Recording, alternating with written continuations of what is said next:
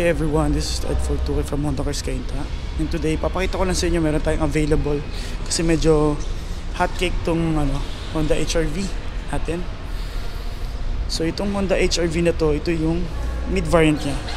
So ito yung V variant with turbo na siya.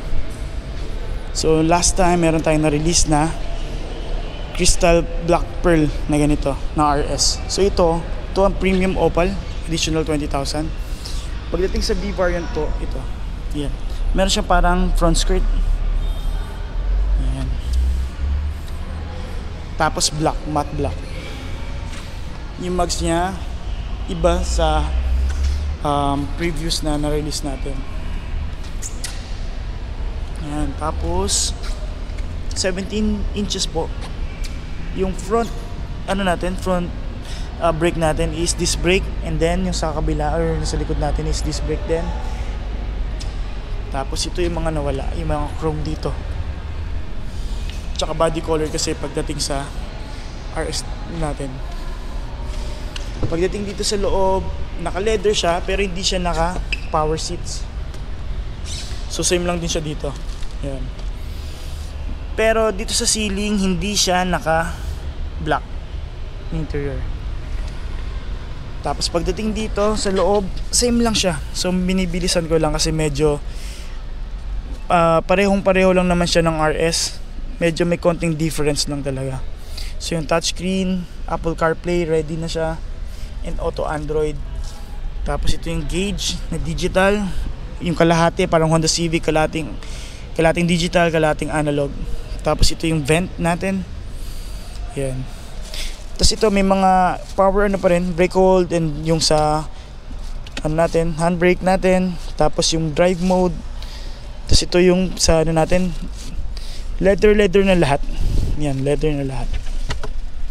Yan. Anti-damper pa. Okay, pagdating dito sa pinaka aircon pareho lang. Tapos hindi siya dual climate. Yan, isa lang. USB type yung mga natin, charger natin, armrest, okay, goods naman lahat. So yan, door natin, yung sa map light, LED lahat, pati sa likod LED din. Yan.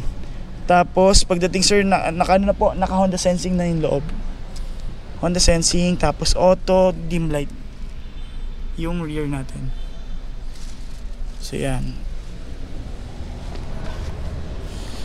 Headlight naka same lang din. Headlight natin yung na LED, sequential yung DRL natin, and signal light, piano black. May chrome lang dito pagdating sa sa RS, yung mga rectangle na yan, or parang bang tawag dyan, trapezoid yan, mga chrome. Fog lights sa likod, same lang din. May vent, may USB type, charger, tapos armrest. Yan, meron pa rin siya.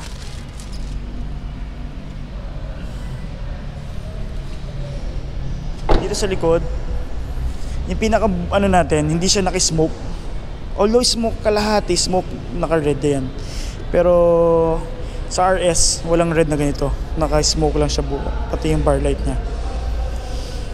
Tapos, yun, ito. Sa S walang ganito.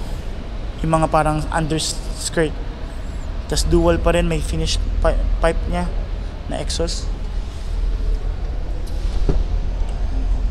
Okay, tonneau cover, check, meron pa rin. Ayan, yung mga natin. Spare tire, matting, tools, jack dito sa gilid. Tapos 60/40 na fold. So ito available to ngayon.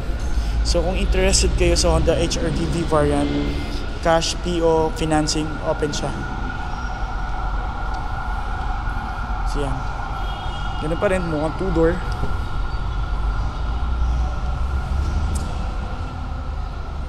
So yan. Ipa-flash ko na rin to yung mga dimensions dito. So hindi na natin isa-isayin.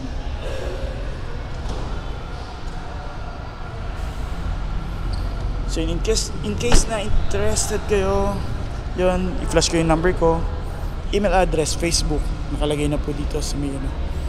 So Honda HR-V natin.